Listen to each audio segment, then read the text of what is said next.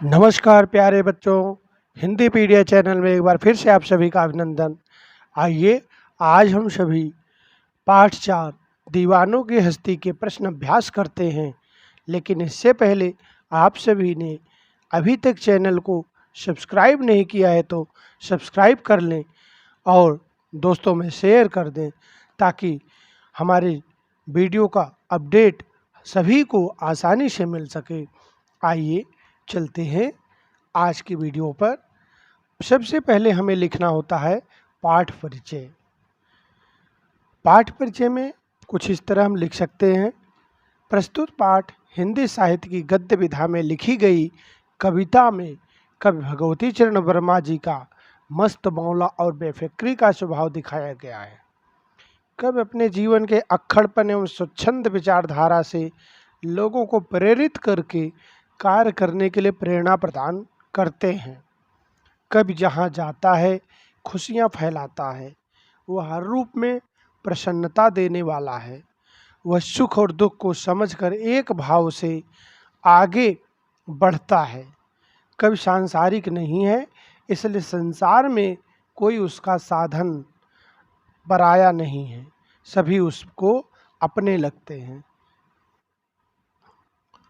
प्रश्न: कवि ने अपने आने को उल्लास और जाने को आंसू बनकर बह जाना क्यों कहा है? तो इसके उत्तर में इस तरह से लिख सकते हैं कि भगवती चरण वर्मा ने प्रस्तुत कविता में अपने आने को उल्लास इसलिए कहते हैं क्योंकि जब भी वह जाते हैं, जहाँ भी वह जाते हैं, वहाँ मस्ती का आलम लेकर जाते हैं। वहाँ लोगों के मन प्रसन्न हो जाते हैं। पर जब वह उस स्थान को छोड़कर आगे जाते हैं तब वहाँ के लोगों को दुख होता है। विदाई के क्षणों में उनकी आंखों से आंसू बह निकलते हैं।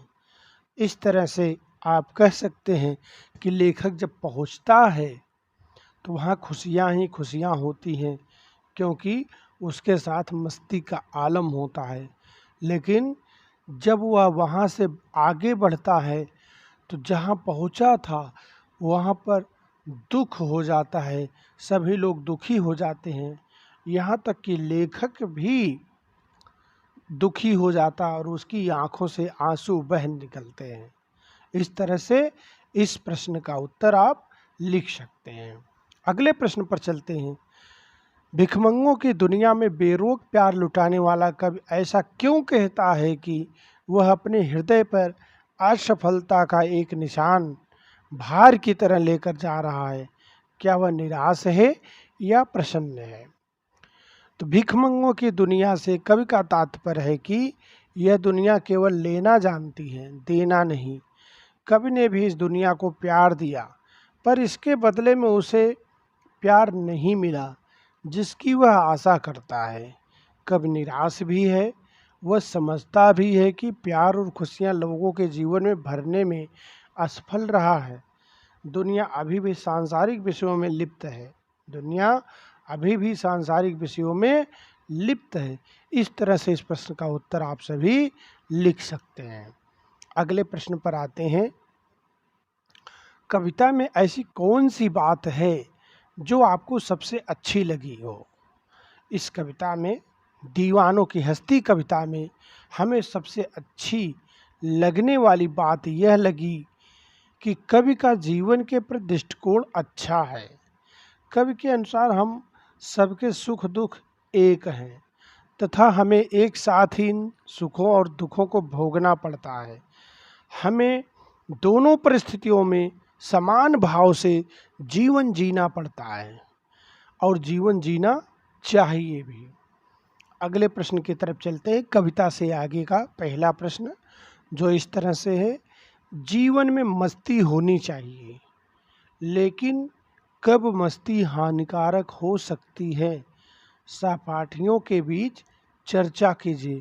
आप अपने दोस्तों के बीच चर्चा कीजिए। तो यहाँ पर प्रस्तुत विषय पर अपने सहपाठियों के साथ चर्चा करें। जैसे अगर मस्ती से हमको और दूसरों को थोड़ा बहुत फ़ायदा हो रहा है या कुछ अच्छा मिल रहा है तो मस्ती होने में कोई बुराई नहीं है, परंतु कुछ नुकसान हो रहा है, मस्ती होने से कुछ नुकसान हो रहा है, तो मस्ती हानिकारक है, अपने लिए भी दूसरों के लिए भी। इस तरह से आप लिख सकते हैं जो भी मस्ती के नुकसान हैं और मस्ती के फायदे हैं, इनको आप समझकर लिख सकते हैं। अनुमान और कल्पना का प्रश्न देख लेते हैं।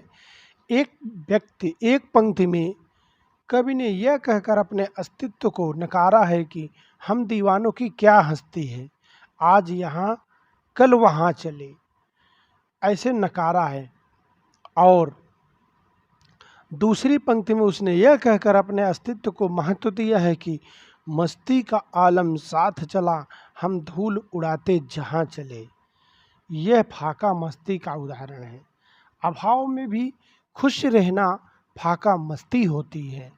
कविता में इस प्रकार की अन्य पंक्तियाँ भी हैं, उन्हें ध्यानपूर्वक पढ़िए और अनुमान लगाइए कि कविता में परस्पर विरोधी बातें क्यों की गई हैं, कहाँ कहाँ की गई हैं। तो सबसे पहले हम देखेंगे विरोधाभास वाली काव्य पंक्तियाँ।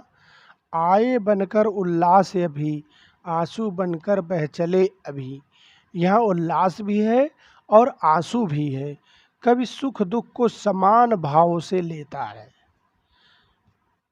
अगली पंक्ति जो होगी, हम भिखमंगों की दुनिया में स्वच्छंद लुटाकर प्यार चले। यहाँ भिखमंगों का उल्लेख और लुटाना भी है। कवि दूसरों को प्यार व खुशियाँ देकर खुद बिना कुछ लिए चला जाता है। हम स्वयं बंधे थे और स्वयं हम अपने बंधन तोड़ चले। यहाँ स्वयं बंधकर फिर स्वयं बंधनों को तोड़ने की बात की गई है। अगर भाषा की बात के प्रश्नों को देखें तो संतुष्टि के लिए कवि ने छक कर, जी भर कर और खुल कर जैसे शब्दों का प्रयोग किया है।